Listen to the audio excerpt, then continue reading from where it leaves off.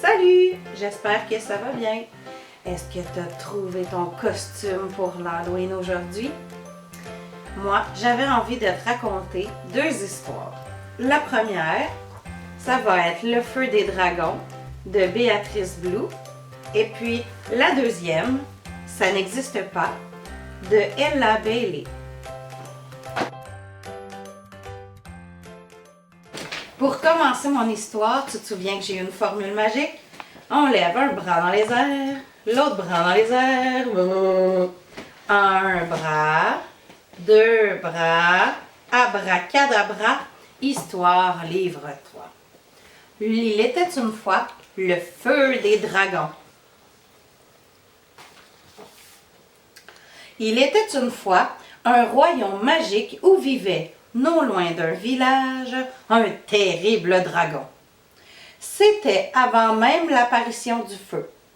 Bien que personne n'eût jamais vu ce dragon, le village entier savait absolument tout sur lui. Parce que dans les livres, il était écrit que le dragon était si méchant qu'il mangeait des chatons pour déjeuner. Il était si effrayant qu'il faisait hurler les enfants. Ah! Et il était si maléfique que sa gueule soufflait des tempêtes énormes. Et voilà pourquoi il faisait toujours si froid au village. Tout le monde avait peur du dragon. Tout le monde. Tout le monde, sauf Frida et Silas. Oui, il adorait lire toutes sortes d'histoires de dragons à voix haute. Quand Frida parlait du rugissement du dragon, une clameur si importante qu'elle arrachait les toits, Silas répondait « Ah, j'ai même pas peur ». Quand Silas décrivait les longues griffes acérées et les dents terrifiantes du dragon, Frida répliquait « Ah, moi non plus, même pas peur ». Lire toutes ces histoires de dragons, c'était leur activité préférée. Par un jour d'hiver maussade, une grosse tempête de neige éclata. Il faisait si froid que toute la chaleur disparut du village. Personne ne pouvait rien y faire. Tout ça, c'est sans doute la faute du dragon, dit Silas. Assez, c'est assez, dit Frida. On doit faire quelque chose. Ils étaient d'accord. Alors, tous les deux, ils décidèrent qu'il fallait arrêter ce dragon. Ils se mirent donc en route, affrontant les bourrasques et gravissant ensemble la très haute montagne. En arrivant au sommet, ils découvrirent une caverne. À l'intérieur, deux énormes yeux jaunes brillaient dans le noir.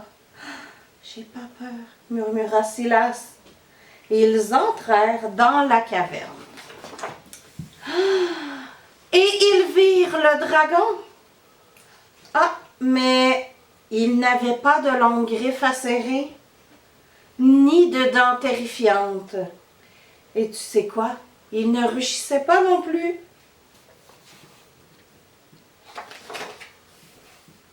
En fait, le dragon n'était pas effrayant du tout. Non.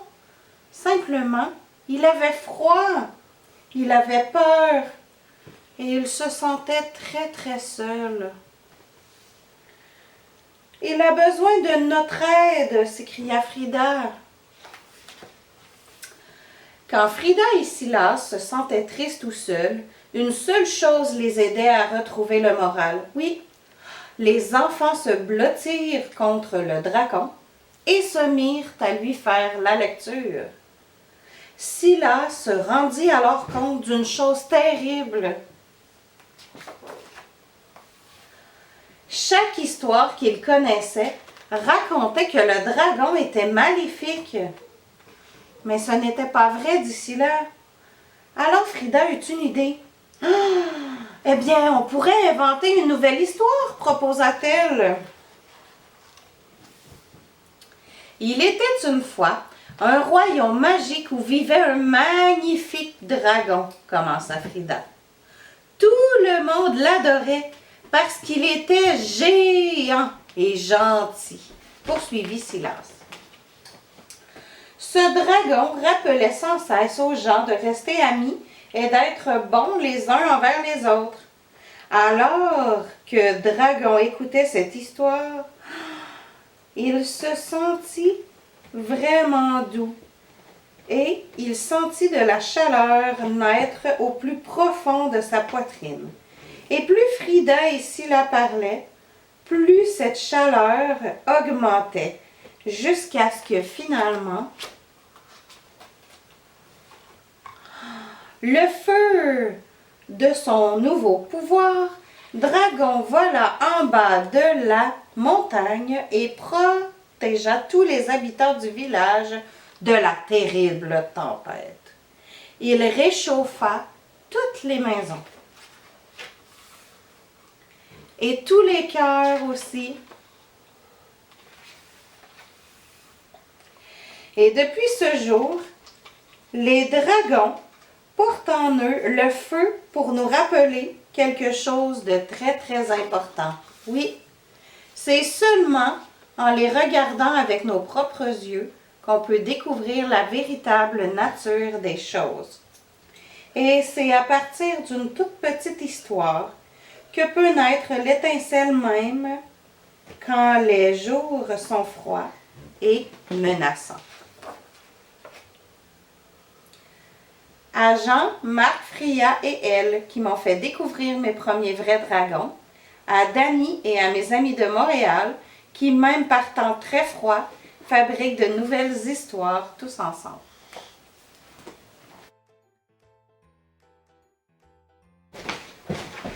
Ça n'existe pas.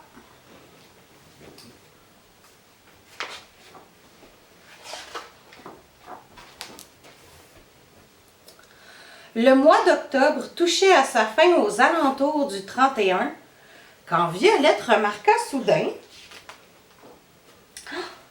que les objets se déplaçaient et que parfois même ils disparaissaient. On aurait pu penser, surtout en cette période de l'année, « Au secours, un fantôme me joue des tours !»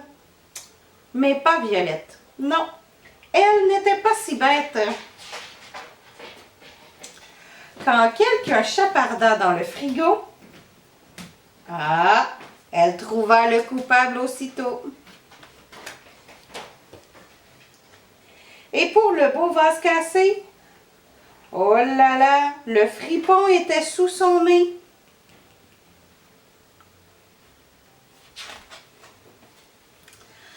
La disparition de ses chaussettes, des souricettes en avaient sûrement fait leur couette.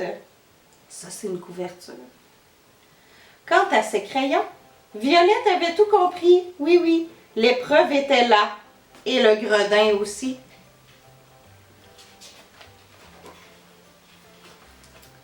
Et les draps qui séchaient, qui les avait chippés? Elle avait une petite idée. Violette démasqua même le voleur de citrouilles caché dans son arbre. Quelle fripouille! Des toiles d'araignée dans toute la maisonnée? Facile! La fautive se cachait sur le parquet. Et son balai qui disparaissait, tout s'expliquait quand on faisait le guet. Violette en avait un autre, heureusement, pour compléter son déguisement. Même les ombres et les bruits si effrayants dans la nuit perdaient tout leur mystère dès qu'on allumait la lumière. Violette se leva, bien décidée à gronder voleurs, farceurs et chapardeurs. Car évidemment, c'est sûr et certain, tout le monde le sait bien. Les fantômes, ça n'existait pas.